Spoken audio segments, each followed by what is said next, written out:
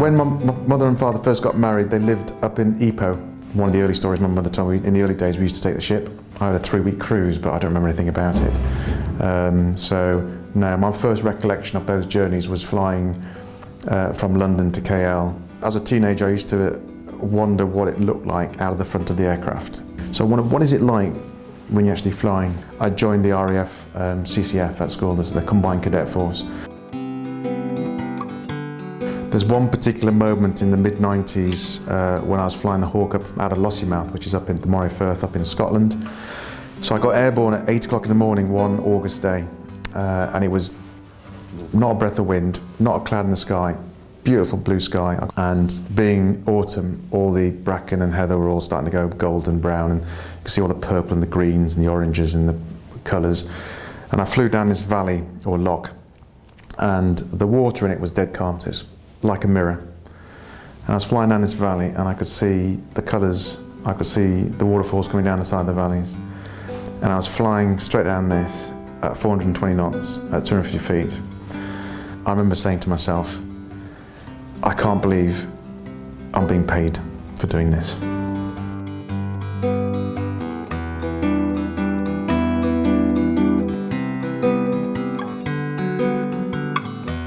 My brother and Gary and myself, we were shifted off up to Barnard Castle School up in County Durham, and we started boarding. So at the age of 11, they taught me about rugby. I miss the game, but I don't miss the training. I don't think in the whole of my rugby career, especially playing for Leicester, that I ever travelled less than an hour to get from work or home to training. There was a PE teacher that came into Barnard Castle literally at my sixth form stage. John became the first team coach. What stuck in my mind when he said, Rory, one of these days you're going to play for England. I was playing rugby with the guys because I enjoyed it. That was it.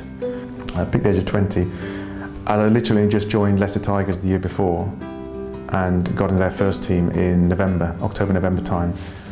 Pulled in the England squad that Christmas and wasn't expecting anything out of that. And then, second Five Nations game that following season, I got picked to play for England. So it was a bit of a sudden, out of nowhere, it suddenly happened. I've got two brothers, and so Gary's the one that gets missed out all the time, so he's the one, my middle brother. Tony's 6 years younger than me. I played for England 3 years after I left school, so he was still third or fourth form.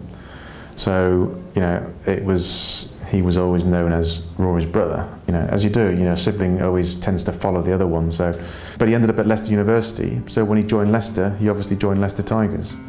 About 91, I think it was 91, England played the Barbarians, and it wasn't a capped game, but he got picked, and he was selected to play in the England side with me. And then it wasn't until 92, I think it was, when he first got picked in a capped game.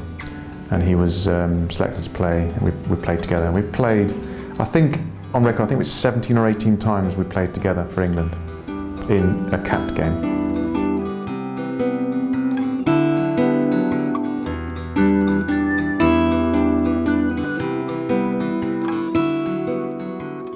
My opportunities from post-rugby and post-Air Force, I was looking at, other avenues for using my name with companies and doing corporate, either ambassadorships or training or speaking or whatever.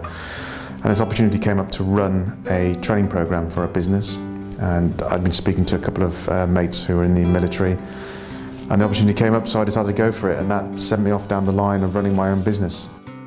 14 years later, I'm still being a consultant. So.